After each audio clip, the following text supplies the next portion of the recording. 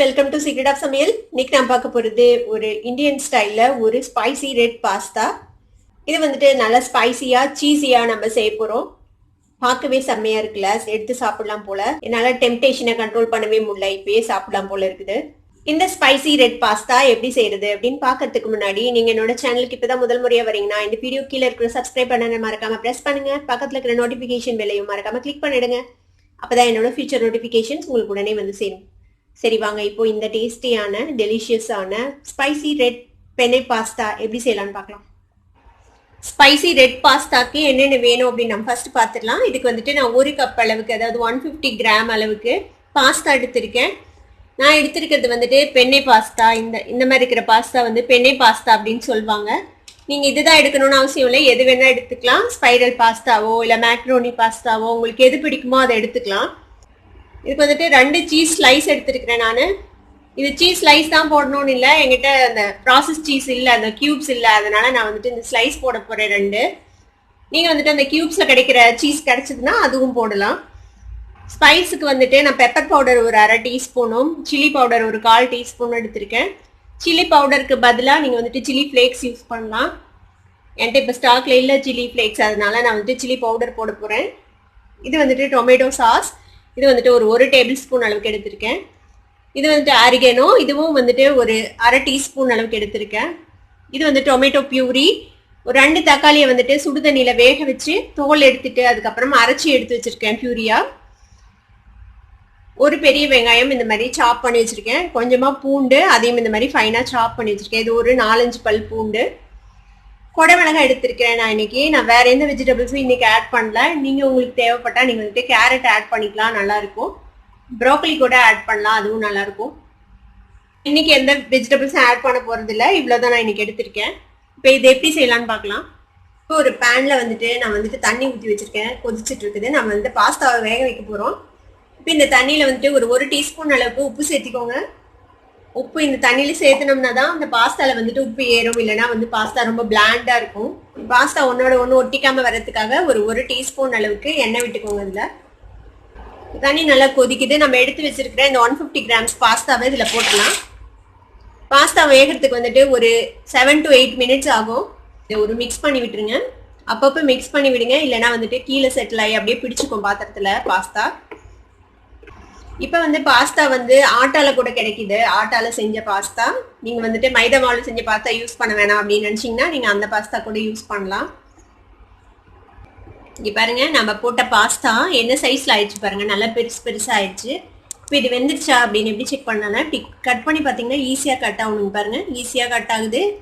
நல்லா வெந்துருச்சு. இப்போ இந்த பாஸ்தா கிட்டத்தட்ட ஒரு 8 to 9 நிமிஷம் பக்கமாக இது வெந்திருக்கு. இப்போ நான் வந்து இந்த தண்ணியை ட்ரைன் பண்ணிடலாம். இந்த மாதிரி ஒரு ஸ்ட்ரைனர் வச்சு தண்ணியை ஃபுல்லாக ட்ரைன் பண்ணிடலாம். இந்த மாதிரி ஒரு பவுலில் போட்டுக்கோங்க. இதை வந்துட்டு நம்ம கோல்ட் வாட்டரில் அலசணும் அப்படிலாம் அவசியம் இல்லை, வெறுமனே தண்ணியை வடிச்சுட்டு எடுத்து வச்சுருங்க.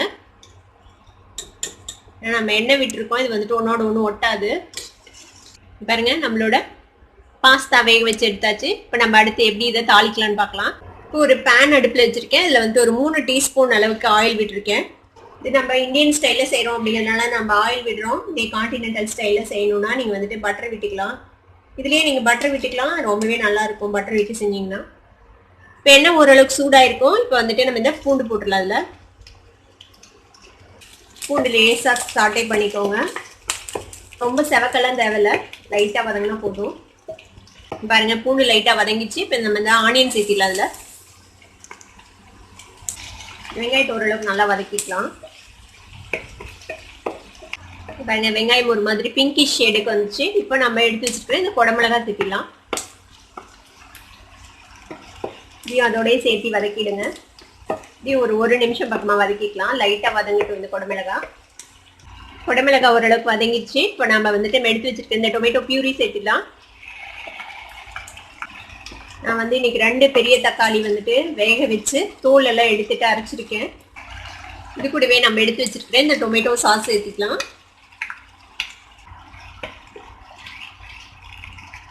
இப்போ இதில் நம்ம எடுத்து வச்சிருக்கிறேன் இந்த பெப்பர் பவுடரும் சில்லி பவுடரும் சேர்த்துக்கலாம். இதையும் மிக்ஸ் பண்ணி விட்டுருங்க. இதோட இப்போ இந்த சாஸுக்கு தேவையான அளவுக்கு சால்ட் சேர்த்திக்கலாம். நம்ம பாஸ்தால உப்பு சேர்த்திருக்கோம். இந்த சாஸுக்கு மட்டும் எவ்வளவு வேணுமோ அவ்வளவு சேர்த்திக்கலாம். இப்போ இதுல கொஞ்சமா தண்ணி ஆட் பண்ணிக்கலாம். அப்பதான் பாஸ்தால வந்துட்டு நல்லா கோட் ஆகும். ஒரு 1/4 கப் அளவுக்கு தண்ணி ஆட் பண்ணிருக்கேன் இதுல. இந்த சாஸ் வந்து நல்லா சேர்ந்து கொதிக்கட்டும். இங்க பாருங்க இப்ப நல்லா கொதிக்குது. இப்ப நாம வேக வச்சு வச்சிருக்கேன் இந்த பாஸ்தா இதுல சேர்த்திடலாம். இந்த பாஸ்தா இதோட சேர்த்து மிக்ஸ் பண்ணி விட்டுருங்க.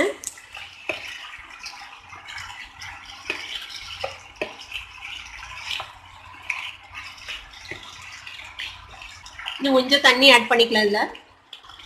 பாஸ்தா இந்த சாஸோட சேர்த்து கொஞ்ச நேரம் குக் ஆகட்டும். அப்பதான் வந்துட்டு அந்த மசாலாஸ் எல்லாம் அதுல ஏறும். இப்போ என்ன பண்ண போறோம்னா இந்த சீஸ் ஸ்லைஸ் இருக்குல்ல, இதை வந்துட்டு ஓபன் பண்ணி நம்ம இதுக்குள்ள பிச்சு போட போறோம்.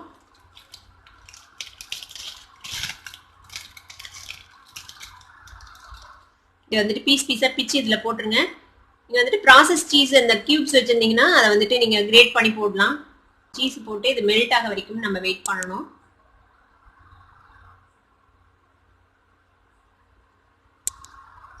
இதே மாதிரி இன்னொரு ஸ்லைஸையும் நம்ம போட்டுடலாம் பிச்சு. உங்களுக்கு எவ்வளவு சீஸ் வேணுமோ அவ்வளவு போட்டுக்கலாம். நிறைய சீஸ் சேர்த்துனாலும் நல்லா இருக்கும், நல்லா சீஸியா இருக்கும் இந்த பாஸ்தா. இதையும் ஒரு மிக்ஸ் பண்ணி விட்டுருங்க. இது மெல்ட் ஆகட்டும். இது பாருங்க சீஸ் மெல்ட் ஆகுது, பார்க்கவே செம்மையா இருக்குல்ல. பாருங்க நம்மளோட சீஸ் மெல்ட் ஆயிடுச்சு. அவ்வளவுதான், நம்மளோட ஸ்பைசி ரெட் பாஸ்தா இப்போ ரெடி ஆயிடுச்சு. நம்ம அடுப்பு ஆஃப் பண்ணிடலாம். நம்மளோட ஸ்பைசி ரெட் பாஸ்தா இப்போ சூப்பர்பா சீஸியா ரெடி ஆயிடுச்சு. இதை நீங்களும் உங்க வீட்டில் ட்ரை பண்ணி பார்த்துட்டு எப்படி இருந்தது அப்படின்னு எனக்கு கமெண்ட்ஸ்ல ஃபீட்பேக் கொடுங்க. இந்த வீடியோ உங்களுக்கு பிடிச்சிருந்ததுன்னா சப்ஸ்கிரைப் பண்ணுங்க, பக்கத்தில் இருக்கிற பெல் ஐக்கானை கிளிக் பண்ணுங்க. அப்பதான் என்னோட நோட்டிஃபிகேஷன்ஸ் உடனே உங்களுக்கு வந்து சேரும். லைக் பண்ணுங்க, ஷேர் பண்ணுங்க. தேங்க்யூ ஃபார் வாட்சிங் this video viewers. Bye bye.